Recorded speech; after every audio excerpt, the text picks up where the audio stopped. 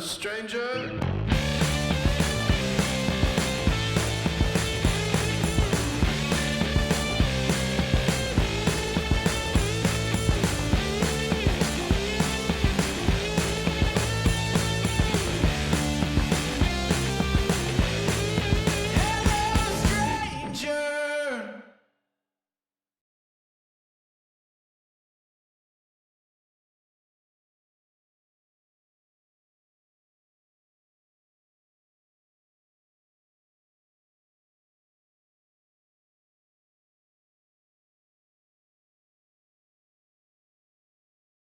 I'm gonna first thing turn the sound on. Try again. Hello and welcome to the very first Satirize Live. It would help if I did put the volume on.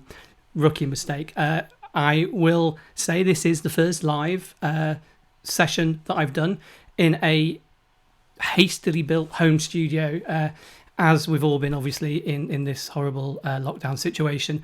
But I thought what would be nice is if we maybe shared some learning, and I've been doing this kind of stuff for a long time, and I thought it'd be nice to share with everyone. So I've got screens here, I've got people popping up on chat. What we're going to do is have a quick run through of the next sort of where the session's going to go today.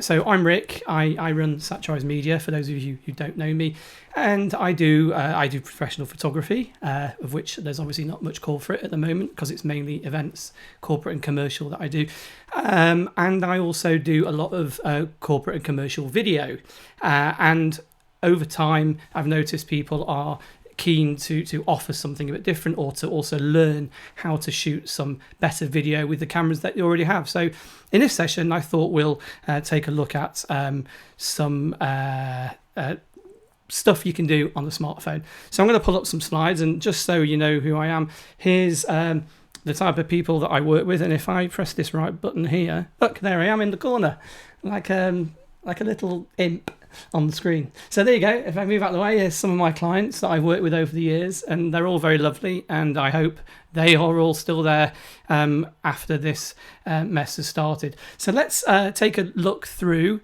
what we're going to learn, or hopefully learn today, and then we're going to kind of try and make it a bit interactive, but it's going out on several different streams all at the same time. If there is an issue, I'm sure someone will knock on the door and tell me that the stream's gone down or something.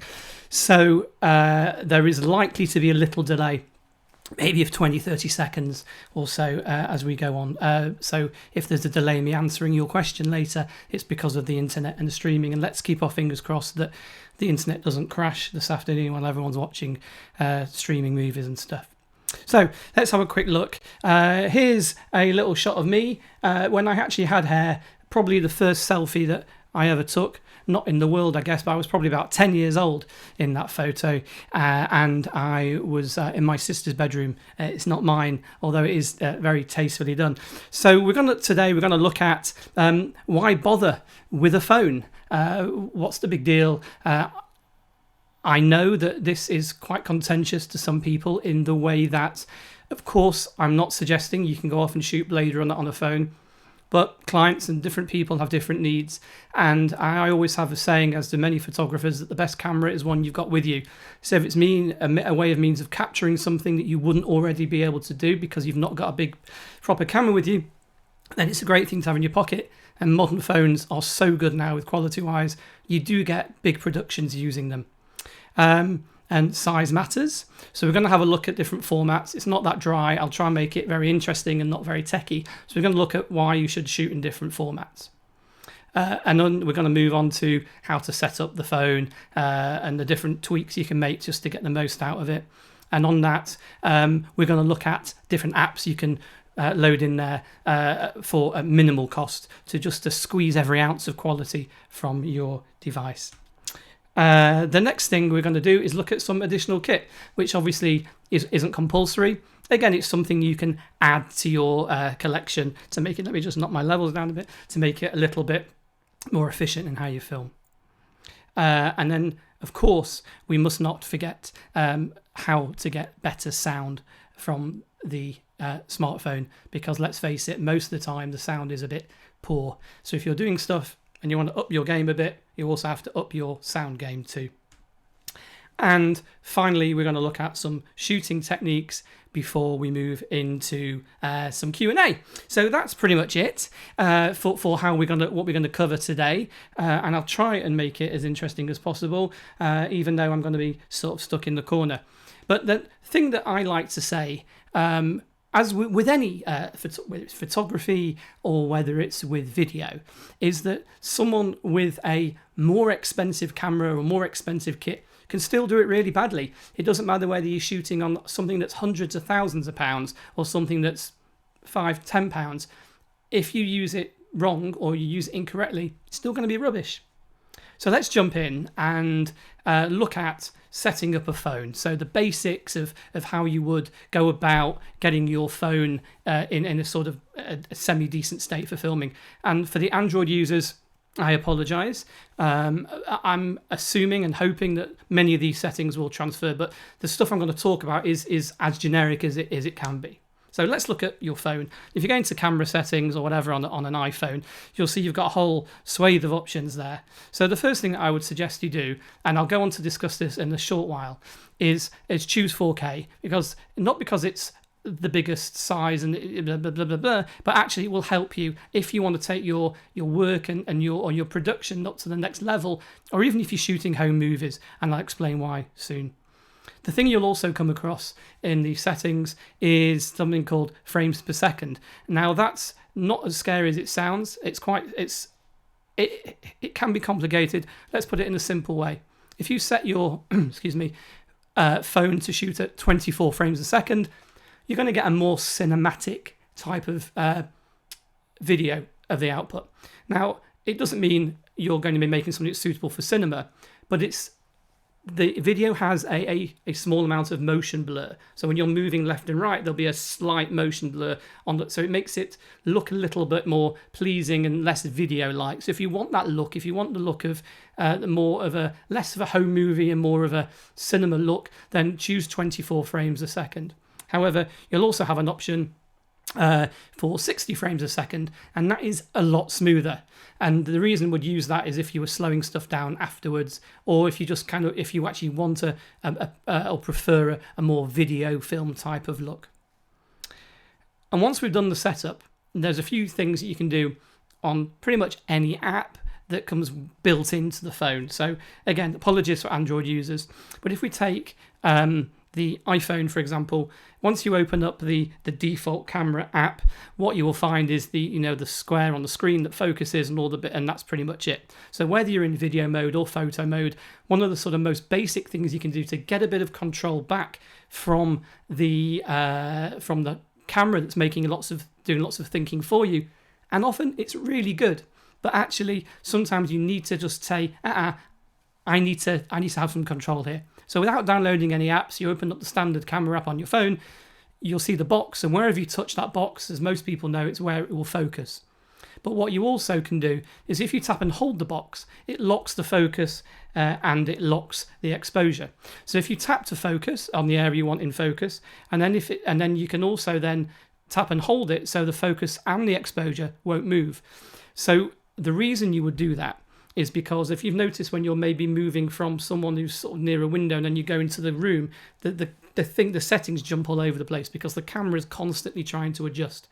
And iPhones and other small cameras like GoPros and stuff like that will always try and look at the brightest part of the picture and darkest part and have some sort of balance in between. So you want to kind of override that and tell it what you think you want. So once you've tapped to focus and you hold the button, you then get this AF lock, which means auto exposure and auto focus. So your auto focus lock and your thingy auto exposure lock is on screen, and that little slider down the side is basically how you can adjust the exposure. So up is brighter and down is dimmer. And then of course, as we all say in the evening, you can tweak if needed.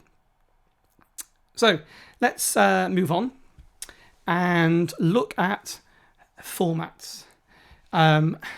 It's something which is handy to know, not compulsory, but bear with me and you'll see why it's quite interesting to know. It's also quite good, general knowledge. So we're going to take a little journey now through formats, so where it started and where we are now. And so back in the day, we had what was known as standard definition, which was what all TVs, the square TVs, were generally, and most channels have now moved to HD, a few still in standard definition. But you can see the difference in size in terms of, if you think of each square as the size of your telly, then SD is quite small compared to HD, which is great because HD gives us a whole lot more space, gives us a whole lot more resolution, and that's why pictures look so great. And for those of you who are very lucky to have Netflix 4K or 4K TV and Sky Sports Ultra or whatever it might be, you get this beautiful 4K image. But the critical thing here is that you can see between HD and 4K the difference in size, so that 4K is roughly 4 times bigger than the size of HD, and that becomes helpful and when what I'll show you in a few minutes. And then we're moving into a world of 8K. We're a little bit away from that in terms of having it on consumer units, but a lot of high-end cinema cameras now are shooting 8K, 16K and above. But we'll be moving into that probably in the next 5 years or so. But for now, it's usually HD or 4K. Now, for those of you who do edit or want to learn how to edit, I'm going to be doing this in other sessions, but let's just say for now that if you shoot in 4K and you are sending something in HD, so you're doing an edit in HD, shooting in a higher quality than you actually think you need will give you more scope in edit. And I'll explain that, hopefully, in a visual way in the next slide. So here's our beardy man playing a guitar outside, which I think was Notre Dame in Paris. So this is, imagine this is a 4K film grab there. And what we'll do is we'll fly in an HD size square. Now the HD size square is able to be moved around the frame quite a lot. So you can squish that around and you can just put it into different areas. So I can then focus that frame, if you like, on his face. So when I come to do an edit, what I can do is crop the picture, but just leaving this chap's face in shot. Now that means that I've kind of chopped away all the outside of the picture, but keeping that frame in the middle. And the reason that's quite good is because it's not losing any quality, because I'm outputting a sort of a quarter of the size of the 4K. So it's a little bit more on the sort of advanced editing side, but bear it in mind that when you shoot stuff, if you shoot stuff now, you might want to edit later. It's always good to kind of future-proof yourself. And very quickly, I'm going to talk about fat pipes. Now, fat pipes is all about data. It's quite a dry topic. People will debate it for a lot on and on and on. I'm going to quickly zip through it because when you're choosing those settings and when you're doing edits, it always helps. Even in photography, it's going to help. So the way I think about data is that data is megabits and the liquid is the data. So the more data you have, the more liquid you have, the bigger the pipes. So the bigger the size pipe, it's going to affect how much data you can get through. And this will all become a bit obvious later when we run through the demos. Bigger pipes equals more data, which equals better quality images. So essentially, the higher data rate equals better quality stuff. That's what we need to take away from that. What we're going to do now is I'm going to switch my phone to look at a demo. Now I'm going to lose me out this picture here. To do most filming on my phone, I tend to use one of two apps. There's one which is the industry standard, which is Filmic Pro, and there's the URLs for that. And there's another one which is Mavis or Mavis, which is actually written by a group of guys in Brighton in the UK. And they really have re-engineered the app from the ground up to make it a professional filmmaking tool. And also what we're going to look at is, actually let's look at these first. So I'm going to switch on my phone and we're going to call that up. Hopefully this will work. And we'll go here. There we go. There's my phone. Let's hope nothing rude comes through. So here's my thing. So let's look at Filmic Pro first. Okay, so we'll look at my little setup here. Now you can see this is the viewfinder. It's very complicated for those who don't know what it means. But essentially what I've got is I've got the ability to split. And you can see if I move this around, this splits the focus and this splits the exposure. So like I was saying before, you have more control. So you can see the microphone here is in focus, but it's being exposed for there. And you'll see it change, hopefully, as I move it around. So the idea of that is you have more granular control. And Filmic's a great app because I can also slide this with my fingers and control the brightness and everything like that. There is a fee to pay for Filmic, but it's really generally very good. And what you can also do, we can go into different frame sizes, which looks very complicated, but essentially you can see here we've got Apple Standard, we've got Economy. If you pump that up to Extreme, that's basically the fat pipes that I was talking about before. So those are the data pipes. So what you can do is you're making the camera take in more information, which is better for when you edit. So you might want to check out Filmic Pro. It's very in-depth. It can hook into your headphones as well, so you can hear the sound coming through, all that kind of stuff. And the other app I'll quickly show you is Mavis here. So this is a little bit more advanced. It's the same principle really, in that you can have all the settings. So you have focus, you can have different memory parts, you can have different autofocus. You've got the slider here for adjusting exposure. You've got another one for you can see there, you can adjust focus. And when things are in focus, you can see you've got what's called peaking there. So if I focus on my microphone, it's too close, you can see they get the blue lines and stuff there. So that is another app to check out. Now, also what I like to use is a new app which came out, newish, came out a few months ago, called, I think it's called Multicam or something. I don't know what it's called. I'm going to find it on my phone. Double Take. Now, Double Take enables you to use, if you have a modern iPhone, it will actually enable you to use two cameras at the same time all the time. So let's switch to the app here.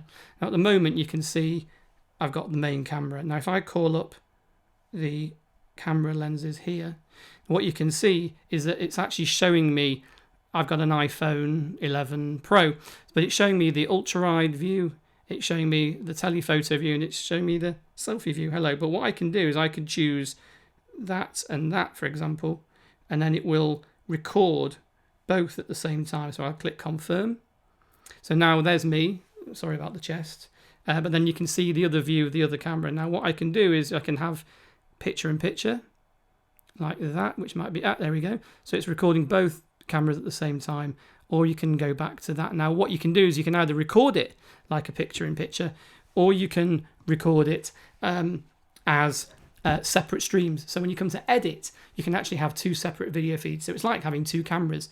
That records in HD. So let's go back to our session here on the Keynote.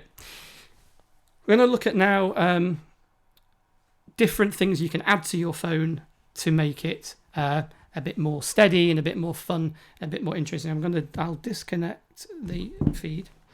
So the things you need to remember are, you need to support it, you need to light it, and you need to hear it.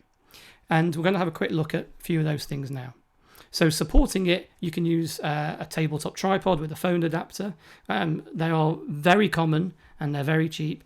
You can get housings which look a bit like this. And I'll show you that on the camera now. There we go. So you can get a housing, and that housing, your phone clips in the middle, but you get mounting points for all various accessories and things, and these are relatively cheap. They've got lens mounts too, which we'll talk about in a second. So with that, if you did have that on, you can also get various clamps. Now, one of the clamps that I've got is this thing, so your phone clips in here, and you've got a screw fitting on top, and that's because, whoops, on top of this, what I can do is I can mount something like a little light like this. This is a Lume Cube light, and it is controlled by an app on the phone as well. It's very bright if it's charged. There we go. And that's not the full brightness. It's very, very bright, but that can sit atop your phone, and you also get some sort of diffusers as well, so you can make the light a bit warmer. It's great if you want to do a bit of sort of video conferencing and stick it to the top of your laptop as well. So there's an app for that, and you can make a little bit of fill in those bags under the eyes. There's another diffuser you get with it too, and they're Lume Cube, and they're pretty cool. Now I have to figure out how to turn it off. There we go. They're really good, and there you can get those kits, and that's a Lume Cube Air, and they're pretty good. And then you also need to hear it, and at the moment I've got a beautiful mic going into my camera and then a mixer and all this kind of stuff. But of course, with your phone, you've got really no way to hang a mic unless you buy a little adapter and bracket on the top. So you will talk about audio in a minute. But the other thing that a lot of people buy, and they're very cheap, is gimbals. And everyone's like, what's a gimbal? So I'm going to show you what a gimbal is. If you don't know, for those of you who do know, I apologise. This is a gimbal. This is an Osmo Mobile 3. And what I'll do is I will just pop my phone into it so you can see how it goes. A bit of all fingers and thumbs, blah, blah, blah. So it kind of goes like this. So your phone sits in it, the camera points outwards, and all these here, here, here, and here, they're all motors, and they stabilize your image. So when you move around, they counteract, and these are like £100 or something. There we go. And they're very, very good. You charge them, they last all day. And this one folds up as well to a pretty small tight package, and you can unscrew those feet at the bottom too, so you can pretty much take it anywhere. And the stuff I'll show you at the end is stuff that I shot with a gimbal. So with the combination of the gimbal and those apps, you can really produce some pretty cool stuff, and it's very, very smooth. Right, let me get rid of all my gear off there. Now let's talk about audio, which I know a lot of people don't think about because they just kind of put the camera on and there's little microphones in the camera and they do an okay job. But bear in mind there's a small tiny pinprick of a hole in the camera, and that might not be the best quality. So what I do, I've got an array of different mics that I may or may not add to my phone. So let's look at different mics. There we go, back in the corner. So the most sort of basic entry-level mic which you can get is what's known as a top mic, and this you plug into your camera, or in this case your phone. Now for phones that don't have a headphone socket, you may need to buy an adapter. So for iPhones, you might need to buy a lightning to something adapter and another something to something adapter. If you've got questions like that, ping me a message afterwards or send me an email on a message on social media, and I'll point you in the right direction of how to get your phone configured for audio. But basically, the style of mic is a top mic. It sits on top, it points forward, and it's a million times better than the built-in mic. However, it's not so great in noisy locations because it will pick up most sound from the front like this, a little bit from the back, but obviously if there's a noisy room, someone has to be, it has to be quiet, and someone has to be fairly close to being in front of the camera. So the negative side to that is it's not great in noisy locations, and obviously you need to mount it onto the phone. Now the next level up from that would be some sort of radio or what's known as lavalier mic, and here's a set which is Sennheiser set, which is relatively cost effective, and you get a receiver, one of them, which plugs onto the camera, or you can put it in your pocket, and then connects to your camera, and then you've got a transmitter which you get a microphone to, and the microphone clips onto here, and you can, away you go. You clip that receiver, the transmitter onto your back. You get a wireless thing, and there's no setup. It's USB charge. It's very cost effective. Same connection as all the mics need to go into your camera. So once you've got the connection for the top mic, if you have one of those, or the radio mic, then you can use the same connections for that. So it's great for interviews because it is, and you've obviously seen people on TV and presenters always wearing lavalier mics. I'm not wearing one now because my room's quite echoey, so I've got a microphone here in front of me. And you can also walk away from the camera. So if you wanted to mic someone up, or you can even put it in, like, say, a flower pot if you're recording something, and the sound will go into the camera from there. The slight disadvantage is, of course, that it's omnidirectional, means it will pick up stuff from pretty much everywhere. So it's not great for group recordings. And the final one, which I want to look at, actually is called a memory mic. And this is a really interesting piece of kit. I'm going to go and grab it here, and I'll show you. Here it is. It is really small, and if I'm clever, I wonder if I could put this camera on here so you can see it. There we go. Ooh, there we go. So this is the memory mic, and what this is, it's a microphone here, and it's fully self-contained. So you can basically pair it with your phone, like you would do with headphones, and then when you want to record, you click record on the app, and it records, and then it synchronizes the audio afterwards, which is really clever. But it also records by itself, and you can then match the edit afterwards if you want. So the great thing about that is it's ultra portable. You can literally take it anywhere, and it's a little clip, so you can clip it on. So if your kid is in a school play and you want to kind of get his sound or her sound when school opens again, then you can clip this onto them, leave it running, and it will record 4 hours in this little device. You open up the app afterwards, and it will bring in your video and your audio together, and kaboom, you have got the synced audio. So it's ultra portable, self-contained, simple to use. The downside is, of course, you need to use the app, and you don't get a lot of the manual controls that we've talked about in the app. So moving on, we're going to quickly talk about adding some lenses. Now, lenses can really change the way you shoot and change the way you do things. Now, I'm going to grab my little pouch of lenses here, and with these lenses, if we cut to my other camera, here we go, you can see there's a case here. These are Sandmark lenses, excellent quality. The quality of the glasses is genuinely very, very good. And here they all are. They're very, where is it? Very diddy, and they screw into the mount on this lens here, and you can see this is the telephoto lens. And then there's a wide, and we have a macro lens here, and we have a very cinematic. There's a fisheye lens, which looks pretty cool. Let me show you there. That looks pretty cool. And there's a wide lens. I tend to use the wide lens the most. Fisheye is a little bit specialist. But you've got an array of things, and you can start just by buying maybe one lens and building a collection, and you can put them in a nice little pouch and take them with you. So this and this is pretty much a full filmmaker's kit, which is quite impressive considering what it can actually shoot. So let's have a look now. There we go, well, I'm back on the screen. So we are rules. Keep it simple. And if you're shooting professionally, I suggest you... should I put me in the picture again? There we go. Keep it simple. Plan your story before. Lead the viewer through the story. You're the guide. So when you don't just kind of blindly go into it, always think about what story you're trying to tell. Obviously, if it's just home movies or something, then it doesn't really matter. But lead the viewer through the story. Think about how you're going to construct it. And how do the images that you shoot tell that story? So keep it simple. The next thing to do is to keep it steady. Hold the camera still, use a tripod like we talked about, or a gimbal. But lots of people seem to think that moving it around is the way to go. It takes a lot of practice to get smooth movements in shots. Even on gimbals, you're not going to be producing the most beautiful cinematic shots straight away. You do need to practice and practice. So you keep it steady, use a tripod or gimbal, and don't try complex moves if you're just starting out. And the thing to remember is always to frame and focus nicely. So keep it simple, keep it steady, and keep it short. So you need to be prepared, if you are going to edit, to cut stuff out.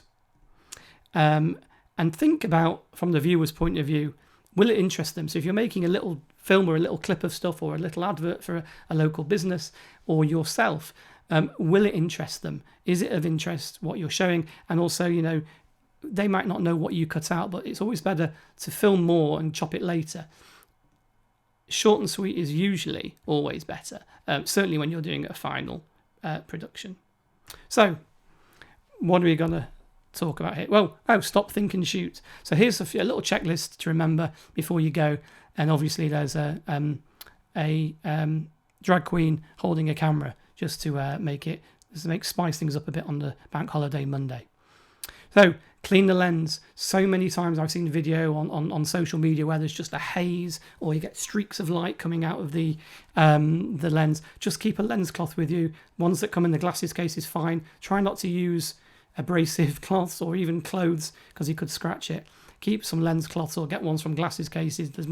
Usually people have them lying around, or you could buy some pre-moistened ones like all the stores. Zeiss make them. I think you can buy them in Lidl, really cheap. Always keep some in your pocket. So clean the lens, set the camera to flight mode so you don't get stuff coming through, and close all the apps that run in the background, because when you start shooting and you start increasing that data rate and shooting at the highest quality, it will start tearing through the processing power of your phone, even the newer phones. So close all the background apps.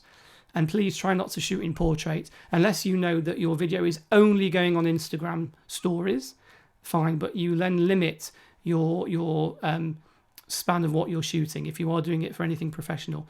And if you've noticed unfortunately in the news, there's lots of iPhone footage at the moment, and it's always down the middle, and you get all this kind of blur around the outside because ordinarily there'd be black bars. So bear in mind that your TV is a rectangle; it's not that way. So when you shoot, just hold the phone like that, not like that. Makes a lot of difference. And try and avoid digital zoom. So when you pinch to zoom, that's not really a zoom. All you're doing is you're just artificially zooming the picture.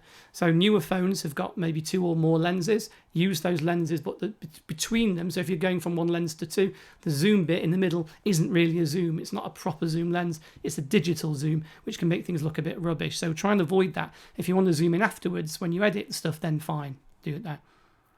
And then another great thing to have handy is a USB battery pack. And they're really cheap because it will also tear through battery life as you're shooting. That gimbal I showed you actually can connect to the phone, so it will charge the phone at the same time.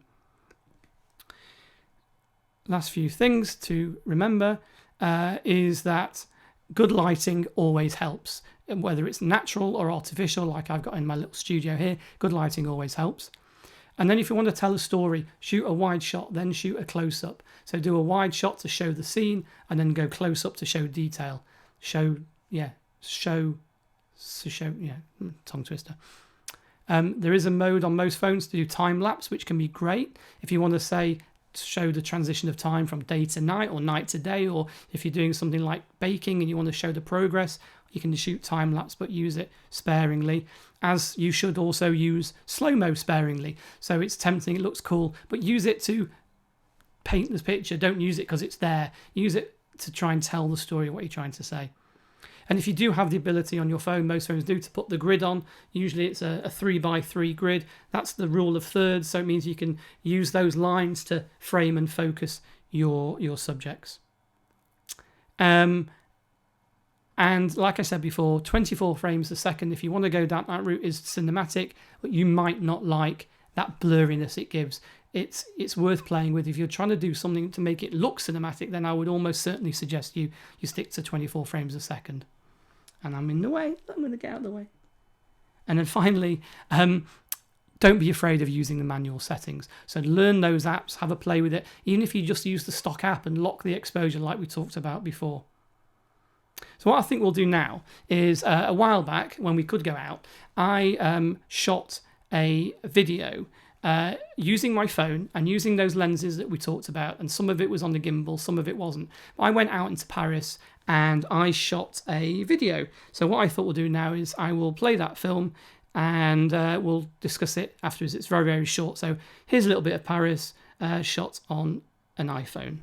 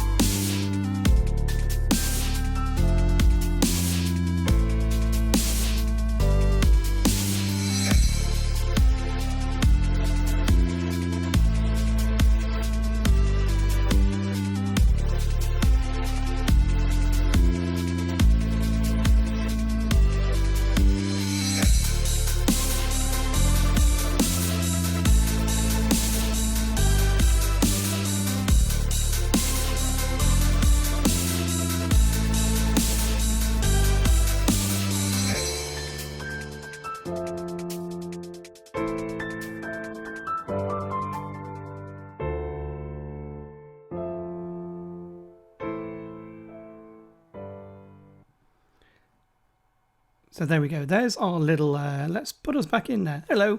That's our little video shot in Paris, totally done on an iPhone. So as all good MC Hammer aficionados would say, let's break it down. So we're going to have a quick look at some of those key shots from that video and stick with this because I think it might be interesting.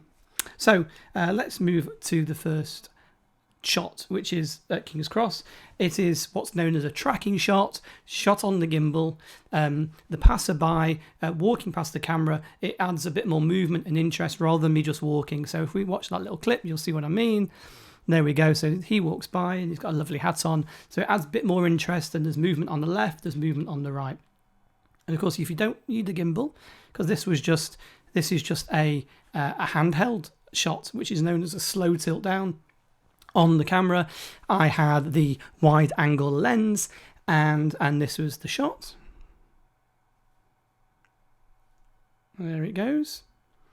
So there's just a tiny little tilt, but it's just a little bit of movement. Of course, you could just done the static, but then it might look like a still picture. Then we went a bit more exciting. We threw on the fisheye lens whilst I was going up the elevator in the Eiffel Tower, and I was actually moving around. This wasn't on the gimbal.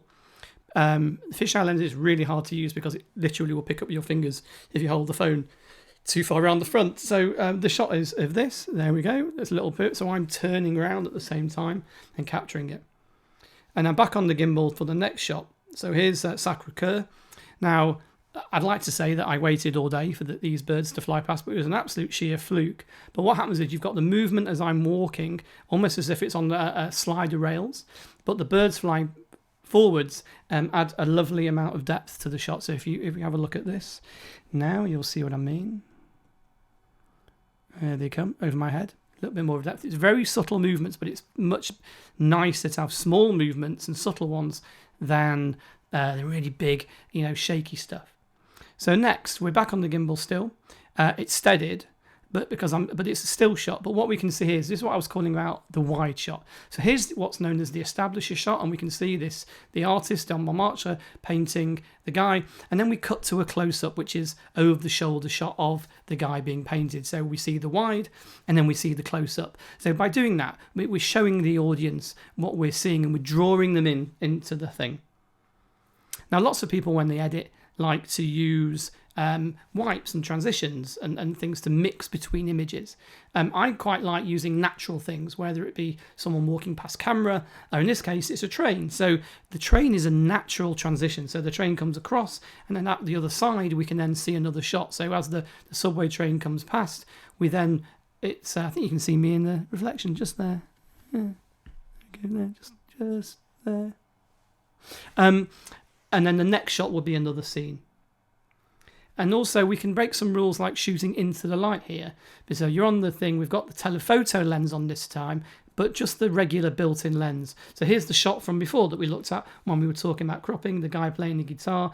We're shooting straight into the sunlight, and that gives a lovely sort of bloom effect to the top. Sorry,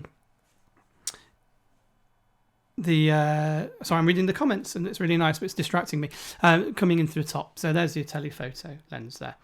And then we went into Le Louvre. Now, the thing about shooting on an iPhone is that no one really cares because they just think you're a tourist shooting on a phone. Little did they know that I'd be shooting and then sort of squirting out over the internet however many years later. So here we're actually still shooting into the sunlight. So you've got that beautiful flare coming in, nice and low. So what happens is there, it's exaggerating the hustle and bustle. So you're getting the feeling that it's quite a busy and bustly place. And of course, you're holding the gimbal kind of upside down and going along the floor with it, which is really quite effective. And we walk through the museum, and we of course come to the Mona Lisa. So the way I like to show stuff sometimes is to have a reveal, like we did with the train. This is another technique we can use to show, to sort of, it's almost like in journalistic terms, it'd be like a delayed drop. So you kind of think, what's going on? And then you see the final reveal. So here's a montage shots of the crowd. So it's a picture of the crowd, blah, blah, blah, more of the crowd, the camera turns, and you're like, that's what they're looking at. And there she is behind all the glass. And of course, now we move towards the end. We go back to being handheld outside the Arc de Triomphe. We're looking up. We're using a wide-angle lens, so it's going to take in a lot of the environment. But because we're low down and looking up, you get an impression of the sense of scale. So if you want something to look big, you go low and shoot up. If you want something to look small, you go high and shoot down. And that's used in filmmaking quite a lot. And then that shot looks like that. All right, so what we're going to do now is, I think it's, as whoever hosts it now would say, it's question time. So I'm going to switch back to my feed, and I'm going to pull up, hopefully, if I can, the questions that may have come through. There's lots of... David. Okay, so let's go through to the sessions here. We've got a question here. Can I turn on the mic? I think that's been done, so I'll answer that. So if you have any questions, pop it in the box below for the next few minutes. You've written them in the chat, which is interesting. So let me just scroll through. Sorry for the microphone thing at the beginning. There was a button on my little sound mixer that I hadn't pressed. So sorry about that, everyone, at the start. Hello, Mallorca. Emma, true story. Can you list the kit I have at the end, please? I will create a list, and I think I will put that up on... where shall I put that? I will put that up on my website, and I will link to it. So if you keep a list, if you grab that QR code at the end, I'll update the link with all the kit that I use for portable video. The camera mount, Jack, is the camera mount is any mount really. I can't remember what it's called. It was I'll show you here. It's this make. Oh, the camera's going to get it. Or Lanzi. In fact, I can cut to this camera so you can see. There we go. It's this. Oh, come on, focus. There we go. It is Ulanzi, about £40-50, but it locks the camera into that housing, and you can put all bits of stuff on it. You don't necessarily need that, of course. For the lenses, they come with a case, which you just clip on the phone, and that gives you the metal rings to mount the lenses in already. Let's go through the camera mount. Thank you, Emma. Thank you, Emma. Lots of Emmas. Lots of things. This is so cool. Glad you like it. Okay, Emma, stop it. You're sounding insincere. I did use Filmic for some of it. I also used that Mavis for some of that.